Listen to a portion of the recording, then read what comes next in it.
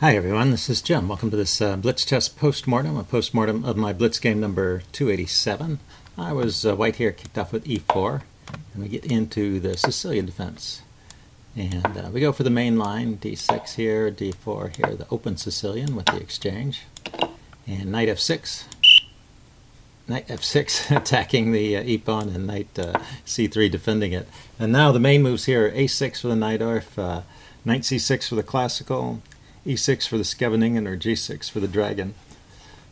But my opponent plays the fifth choice here, bishop d7. Not so often seen, and well, looks like bishop to g5 is a common reply here. Also bishop to e2. Yeah, draw a few arrows here or here. Look like good moves. So the engine likes bishop e3 even, bit of a target on e3. The knight hops into g4 to harass it. So anyway, I play the move h3 to keep the knight out of g4. So no disaster yet. He kicks my knight, and I drop back to b3. So all in all, looks like pretty normal Najdorf, except that the bishop is here and the pawn is back here. And it would be a Najdorf if that pawn were there and the bishop were back there. Anyway, so I just continued developing in what seems like a natural way. Bishop e7. He plays bishop e7. Yep. I play bishop e3. It was the idea of this move is to allow bishop e3, a6. So now we have that typical Najdorf setup. Bishop d3 and knight to c6. So this is probably a position which is just slightly better for white, the usual kind of opening advantage. And now I play king h1. This is the start of a plan to push the f-pawn, try and undermine the center. The engine thinks it's maybe not the best plan here. Let's back up a second. What is it like? It likes queen d2. Yeah, queen d2 is an idea as well.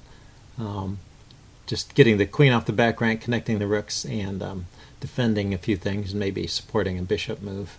a3, keeping a knight out of b4. These are all reasonable ideas. This isn't so bad, though. b5. I play my f4 move that I've been planning, rook c8. And now knight to e2. Just in advance of this b4 push, which I thought was coming, I want to reposition the knight on the king side, and maybe it can jump in to the attack on f5 here at some point. My opponent plays knight a5, and actually right here I make a mistake. So up until this point, the game is basically even. I've got some attacking chances on the king side, and black is probably able to defend with good play. But this knight is going to turn out to be a real pest, and I need to eliminate it right away. And you see the top choice, the engine, is knight takes a5. I was ignoring the knight for now, and I was just planning to go queen e1 to g3 and just push the f-pawn and play bishop to h6 and just the usual attacking moves on the king side. And I wasn't too worried about the knight at this point. But it turns out that I really needed to take care of the knight here. So watch what happens in the game. Queen e1 and knight to c4.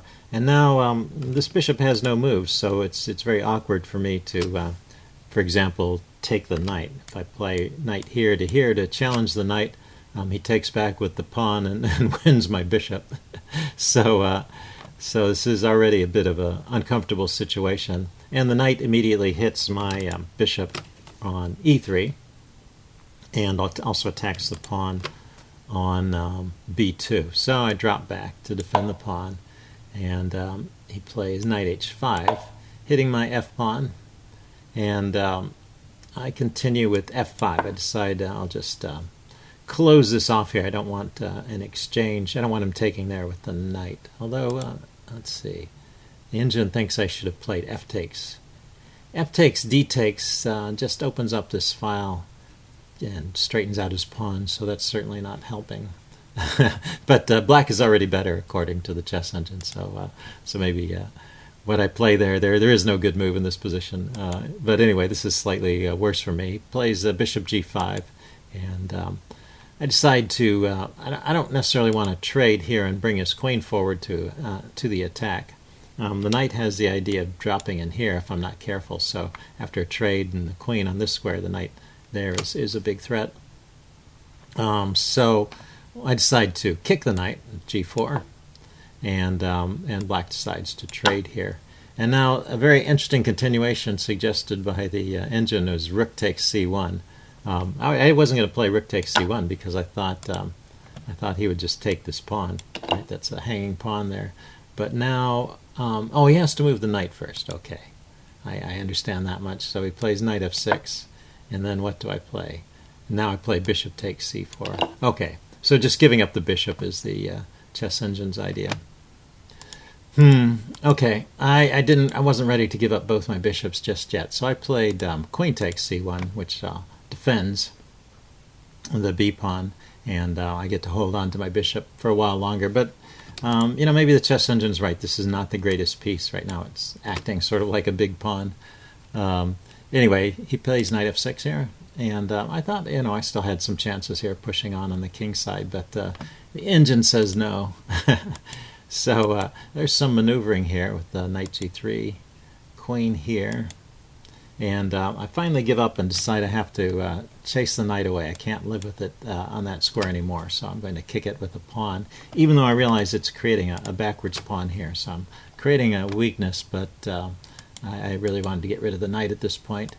And yeah, black just retains an advantage through all of this. You know, there are a few, I guess, inaccurate moves by black, but overall black played a really good game here. And after the point where he got the advantage, he never really let me back into the game. So good play from black. So after d5, the engine is suggesting maybe I should just defend the pawn with rook to e1, one of these moves, or queen to g2. Didn't seem that appealing, so I take. But anyway, this maybe gets me into more hot water because it opens up some lines towards my king here, and I have more squares that I need to guard. But I thought actually I had enough pieces around the king that this would not be too difficult. But black starts creeping in before too long. So rook here, rook a to e1, trying to stop this pawn. Yeah, I guess this was my other miscalculation, was I wasn't counting right. He can pretty much play this pawn to e4 at any time, and the engine thinks it's a good move right away. Probably it was a good move even previously, right after the check. Check here, king there. It's his move. He could play e4 right now. Yeah, and it's a good move. It forces my bishop back to e2. But he gets to play it later under even more favorable circumstances after a few more moves. I thought I had stopped it with you know, rook, bishop, and knight, but his queen comes over here, and he's got a rook, bishop, and knight on it. So queen e2 is not sufficient to stop it. I've got 4 pieces attacking it, and he's got 4 pieces supporting it when it pushes forward, and that's enough. So this was a simple counting problem, and now e4 basically loses a piece. I try to complicate things with g5,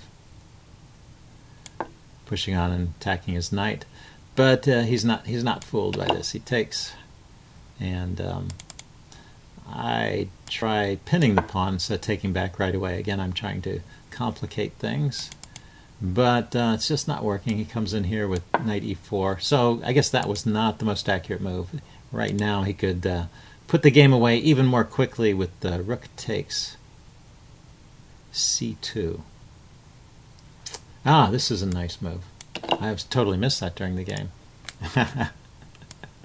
So the pawn supports the rook, and the rook skewers the queen. Yeah, okay, so that would have finished off much more quickly. So this move, queen d2, was actually a big mistake. So to fight on longer, I should play queen takes d3, but then the queens come off, and he's just got a winning position, a piece up. Okay, so I guess it's hopeless at this point. Let's go through. He misses that idea and plays knight e4, harassing my queen, forcing an exchange, and then I take the pawn. But now he's got queen e5 check, and this is a nice little maneuver. My king has limited squares to go to, and these 2 squares on the light diagonal put it in the view of the bishop, so there's a discovered attack with the rook move, like rook takes e1, for example, wins a piece with check. So I run over here to g1, and then the queen comes in to g3 check, and now the king is out of moves. Again, I don't want to go to the light square, so I have to block with my queen, and then he just takes my queen, forces me to a light square anyway, and then takes on e1. So nice tactical sequence. We play on a couple moves, and I resign at this point. So that's how it ended, but it's interesting that my downfall started with this knight over here that came into c4. A very powerful and annoying invasion, and my position just went kind of downhill from there. So, oh yeah, he actually played one more move before I got my resignation in, but anyway, it's a pretty easy mopping up operation. I have one passed pawn, but he's going to be able to easily prevent that from queening and wrap up the game pretty easily. So hope you guys enjoyed that. Leave any comments you have in the section below, and I will see you again soon. Bye.